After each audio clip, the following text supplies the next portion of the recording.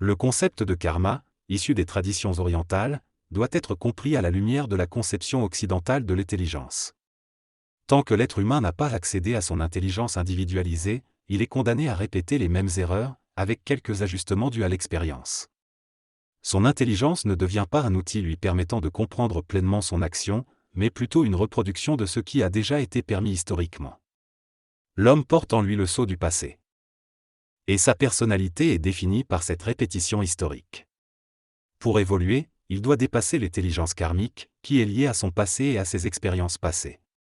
Le karma est donc une forme d'intelligence qui le pousse à revenir dans la matière pour acquérir suffisamment d'expérience avant de se libérer de celle-ci. La mémoire de l'homme, qui fait partie de son intelligence, est karmique et persiste après la mort.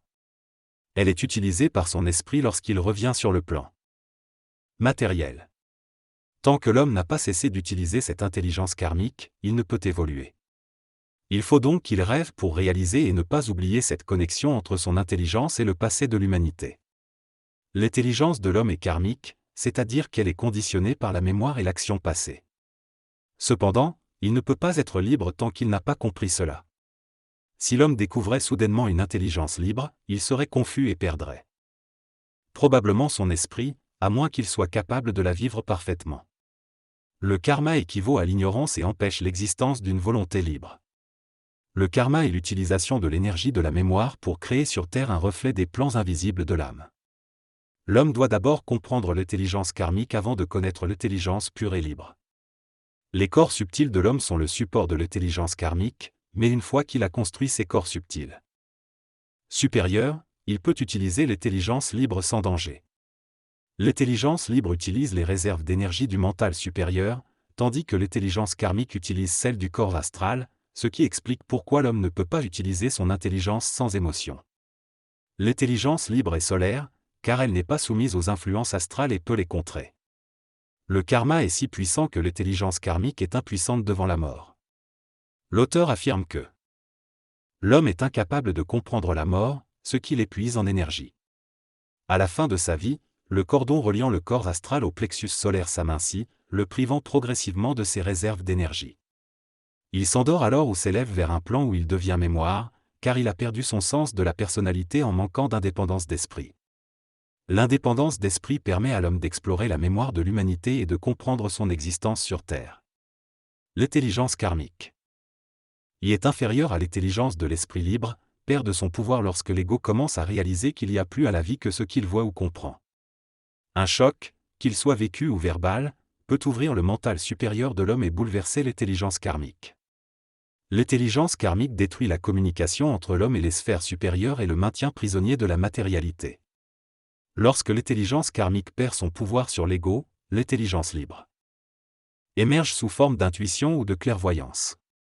L'intelligence libre se développe pleinement lorsque le corps mental supérieur est complètement développé, permettant ainsi à l'intelligence supérieure d'occuper toute la conscience de l'homme. Le karma ou l'intelligence libre permet à l'homme de trouver le bonheur sur Terre et de progresser. Cependant, lorsqu'il commence à utiliser l'énergie de son intelligence libre, il recherche la paix plutôt que le bonheur subjectif. Il réalise alors que sa mission sur Terre est de passer à un niveau d'expérience supérieur, grâce à la conquête de l'intelligence libre sur l'intelligence karmique. Selon ce texte, l'intelligence karmique est une force qui retarde l'évolution de l'homme en le maintenant attaché à la forme et en l'empêchant d'utiliser les forces de l'esprit pour conquérir le monde matériel.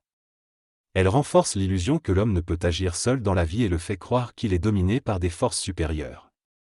Cependant, lorsque l'homme prend conscience de lui-même et se libère de cette intelligence karmique, il peut utiliser son esprit et son double pour devenir un survivant, puis un surhomme.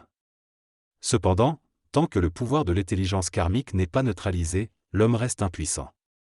Ce texte explique que l'homme doit prendre conscience de lui-même et réaliser sa triple union avec son esprit et son double afin de survivre.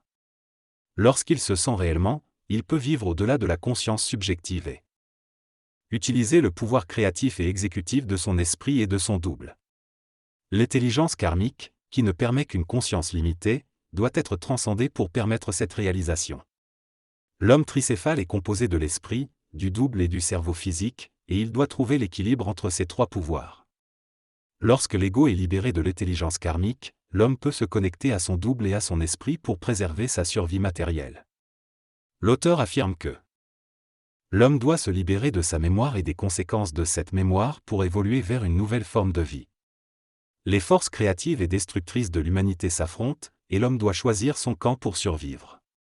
L'homme nouveau sera une race mentale dotée d'un pouvoir sur la matière, et le double éteindra l'intelligence karmique, permettant à l'homme de maîtriser la matière.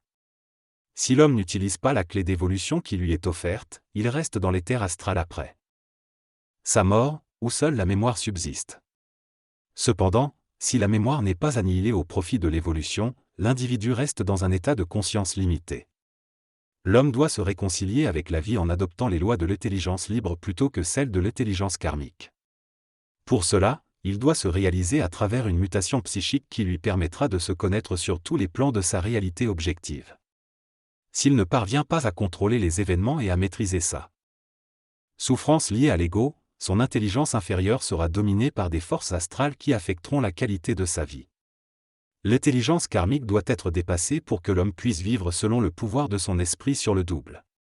Le karma va au-delà de la simple loi de cause à effet, il est le mécanisme utilisé par l'homme pour maintenir la fixation de la mémoire. Pour le neutraliser, l'homme doit dépasser son intelligence karmique et comprendre que même l'intelligence subjective est liée à une mémoire limitée dont il n'a qu'une faible expérience. Lorsque l'homme entre en fusion avec l'esprit, il commence à percevoir les mirages créés par l'intelligence karmique et devient de plus en plus vigilant, ce qui le rend plus intelligent et lui permet de développer une nouvelle personnalité en harmonie avec son ego, son double et son esprit.